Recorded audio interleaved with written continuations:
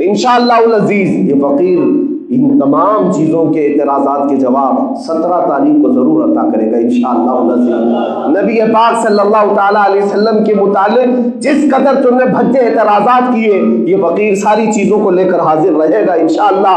کہ حضور پاک دعا کرتے تھے اللہم ان اردت فتنة بعبادک فاقبضنا غیر مفتونین، اے مولا اگر تو اپنے بندوں میں آزمائش کا ارادہ کر لے، حضور کی دعا ہے، اگر تو آزمانے کا ارادہ کر لیا ہے اپنے بندوں سے تو مولا اس آزمائش سے پہلے تو مجھے موت عطا فرما دے، اس آزمائش میں اترنے سے پہلے ہمیں تو اٹھا لے۔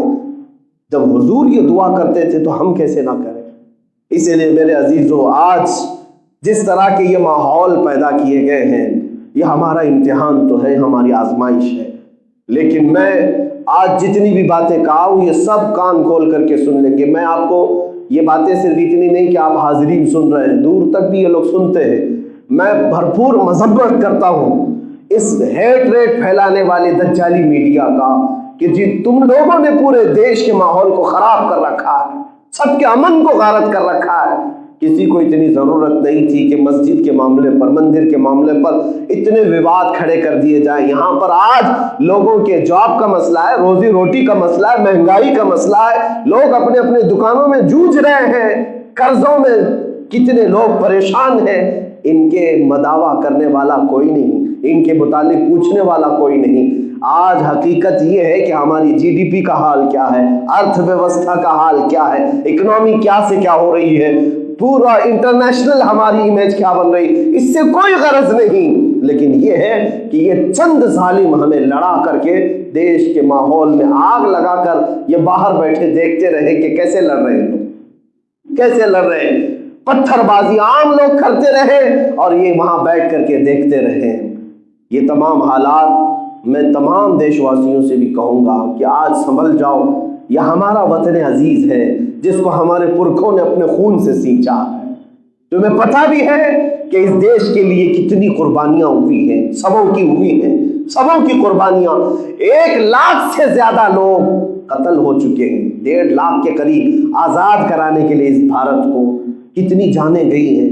30,000 علماء کو درختوں سے لٹکایا گیا تھا، کشمیر سے لے کر دلی تک ہر درخت پر ایک عالم کی لاش بھی نظر آتی تھی۔ یہ ساری قربانیاں ہمیں پتہ ہے، ہم نے تاریخ دیکھی ہے اس دیش کے لیے، اور وہ بھی 1-2 سال کے آندولن پہ نہیں یہ بھارت ہمارا آزاد ہوا۔ 1857 سے لے کر 1947 تقریباً 90 سال کا عرصہ گزر جاتا ہے۔ 90 سال کے سنگھرش کے بعد، سٹرگل کرنے کے بعد جب یہ بھارت ہمیں اس طرح کی کیفیت کے ساتھ آج ملا ہے تو یہ ظالم دوبارہ اس کو اسی کیفیت میں مبتلا کرنے کی کوشش کر رہے ہیں۔ اس لیے میں آج یہ درد کے ساتھ عرض کرتا ہوں کہ ہمارے پرکھوں اور ہمارے آبا و اجداد کو جو مشقتیں اٹھانی تھی وہ اٹھا کر گئے، تو کیا یہی لڑنے مرنے کے لیے، ایک دوسرے کو کاٹنے کے لیے، کیا اسی خون کے بازار کو گرم کرنے کے لیے؟ اگر کسی کو اپنے اس وطن سے پیار ہے تو یہ اس طرح کی حرکتیں ہونے سے لوگوں کو روکے گا۔ میں حکومت وقت سے بھی کہتا ہوں، ڈپارٹمنٹ سے بھی کہتا ہوں، اگر آپ سیریس ہیں اس میٹر پر تو یہ زہریلا ماحول بنانے والوں کو روک دیا جائے۔ ہم جو بات عرض کرتے ہیں، اگر کچھ لوگوں کو، ظاہر سی بات ہے میڈیا میں آپ جا کر کے دیکھو ان کے ہاں کٹر لوگ کون ہیں، بھڑکاؤ لوگ کون ہیں، مولانا لوگ ہیں، صرف مولانا ہے، اس میں میرا نام کثرت سے لیا جاتا ہے کہ یہ بھڑکاؤ مولانا ہے، بھڑکاؤ مولانا ہے۔ باقی تم حضور کی شان میں گندی گالیاں دو، وہ بھڑکاؤ نہیں ہے، وہ حقیقت بول رہے ہیں ان کے حساب سے، معاذ اللہ۔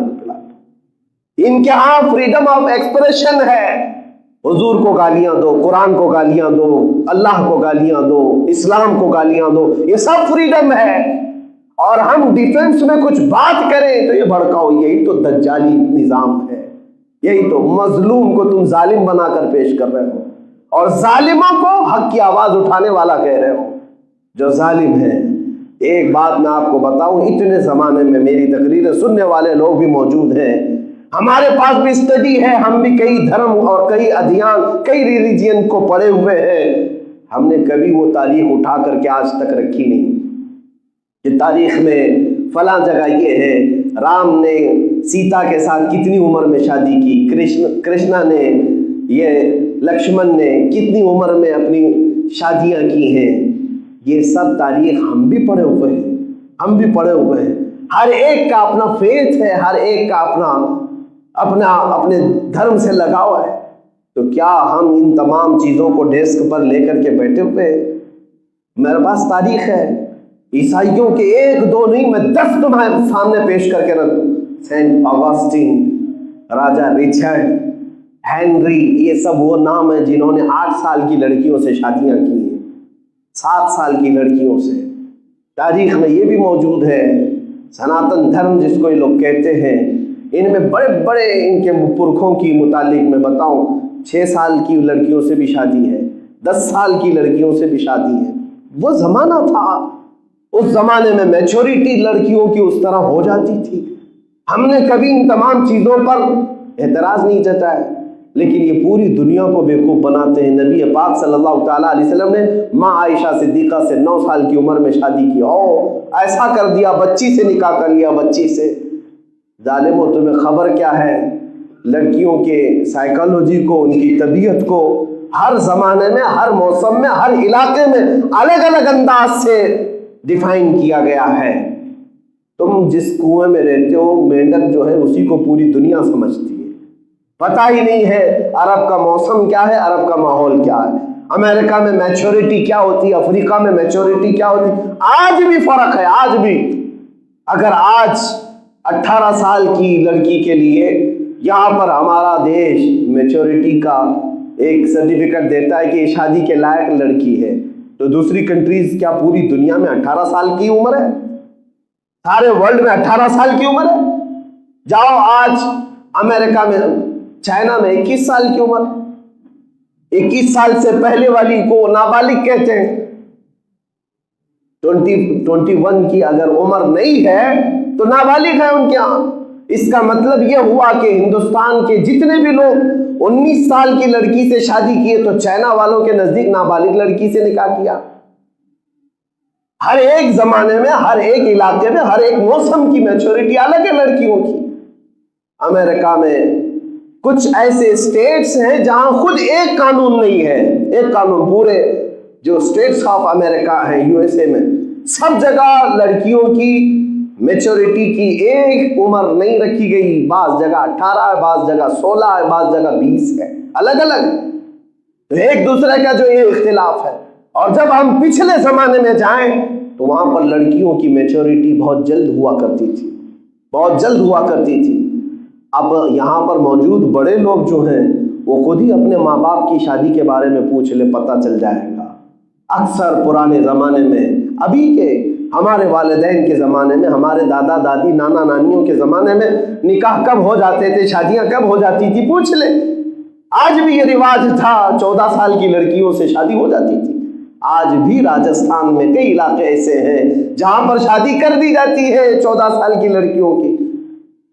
تو میرے عزیزو، یہ دنیا کو جو بیوقوف بنایا جا رہا ہے، یہ حقیقت میں اعتراض نہیں، ان کو حضور کی ذات پر کیچڑ اچھالنا مقصد ہے اور مسلمانوں کو ٹھیس پہنچانا مقصد ہے۔ انشاءاللہ العزیز یہ فقیر ان تمام چیزوں کے اعتراضات کے جواب 17 تاریخ کو ضرور عطا کرے گا انشاءاللہ العزیز۔ نبی پاک صلی اللہ تعالیٰ علیہ وسلم کے متعلق جس قدر تم نے بھدے اعتراضات کیے، یہ فقیر ساری چیزوں کو لے کر حاضر رہے گا انشاءاللہ۔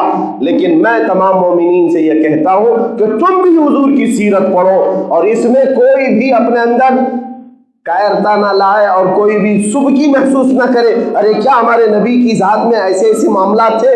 ہرگز نہیں۔ تمہارے رسول وہ ہیں جو کائنات میں ان کا مثل کوئی ہو ہی نہیں سکتا، نہ ان کے اخلاق کے برابر، نہ ان کی تعلیم کے برابر، نہ ان کے حسن کے برابر۔ اسی لیے اعلیٰ حضرت نے فرمایا تیرے خلق کو رب نے عظیم کہا، تیرے خلق کو رب نے جمیل کیا، کوئی تجھ سا ہوا ہے نہ ہوگا شہا، تیرے خالق حسن و ادا کی قسم۔ سارے اچھوں سے اچھا سمجھیے جسے، ہے اس اچھے سے اچھا ہمارا نبی۔ سارے اونچوں سے اونچا سمجھیے جسے، ہے اس اونچے سے اونچا ہمارا نبی۔ اللہ کریم ہم سب کو حق بولنے کی توفیق عطا فرمائے۔ اور حق پر قائم رہنے کی توفیق عطا فرما۔ مومنین سے میں گزارش یہی کروں گا کہ کبھی خوف دل میں نہ لایا کرو، اور کبھی کوئی غیر قانونی کام میں ہم داخل نہیں ہو رہے ہیں۔ اللہ کا فضل و کرم و احسان عظیم ہے، ان فتنوں کے دور میں اللہ تعالیٰ نے اگر ہمیں زبان دی ہے تو ہمارے نبی کی عزت پر زبان ہم استعمال کریں گے۔ حضور کے دفاع میں، حضور کے ڈیفنس میں جب تک موت نہیں آئے گی ہم بولتے رہیں گے انشاءاللہ العزیز۔ اللہ کریم ہم سب کو دین حق پر اور حضور کے سچے غلاموں کی جماعت میں شامل فرمائے۔ وآخر دعوانا الحمدللہ رب العالمین۔